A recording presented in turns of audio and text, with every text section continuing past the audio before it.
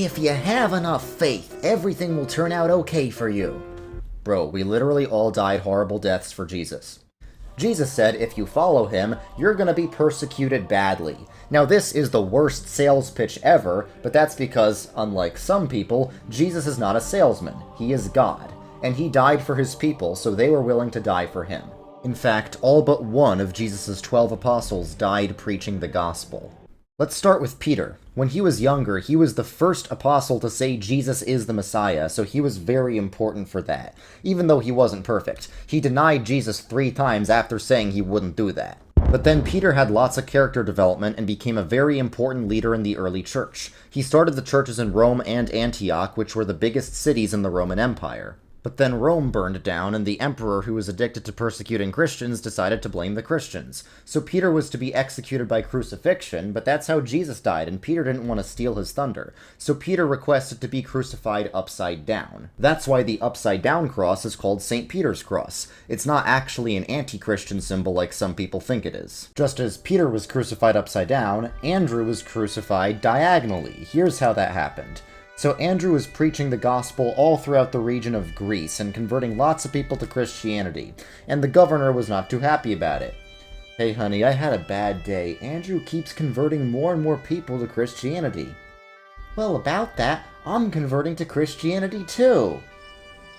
So the governor decided to crucify Andrew, but he knew that the cross had already become a popular Christian symbol, so he rotated the cross and crucified Andrew that way. But then the Christians turned that into a popular Christian symbol, and that's why it's the flag of Scotland. And that's why a lot of Presbyterian churches which are from Scotland are named after St. Andrew.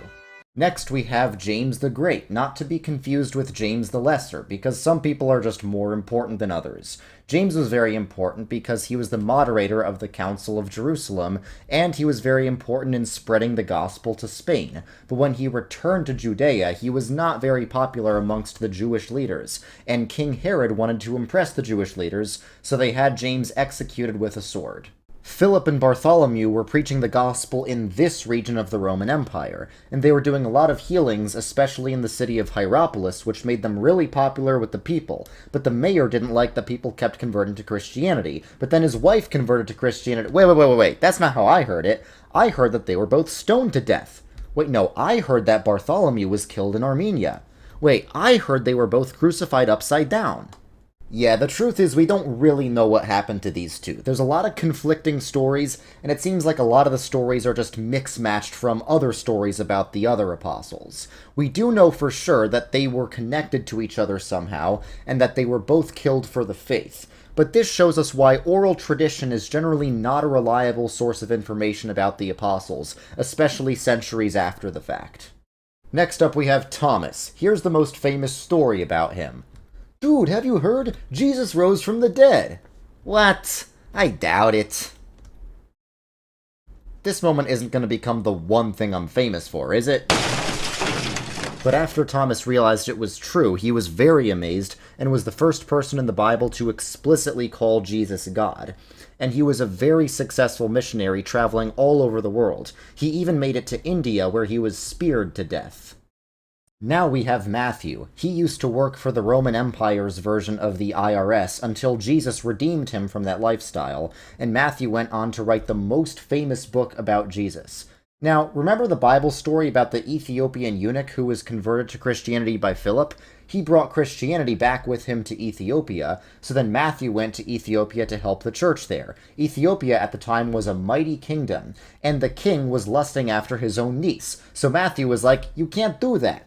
So then the king had Matthew executed with a sword while he was leading a church service. And that's why to this day Matthew is a very important saint for the Ethiopian Orthodox Tewahedo Church, which has existed since the time of St. Matthew.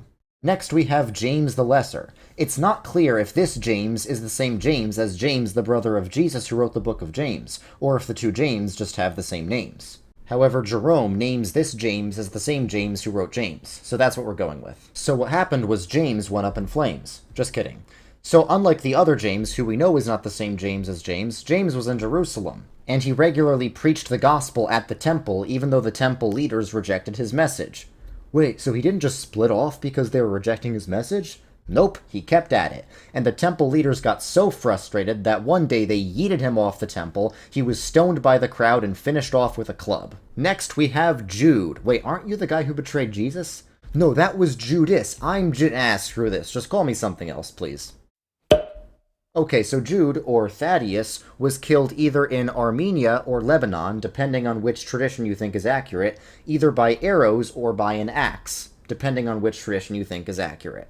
There are lots of conflicting traditions about Simon the Zealot, but the most popular one is that he was preaching in Persia where he got sawed in half. Finally, we have the Apostle Paul. He used to persecute the Christians until he had a big Damascus Road moment on the Damascus Road, and then he became a Christian, so he got persecuted himself. He wrote lots of letters to churches, and in this one, he basically predicted that he was going to die.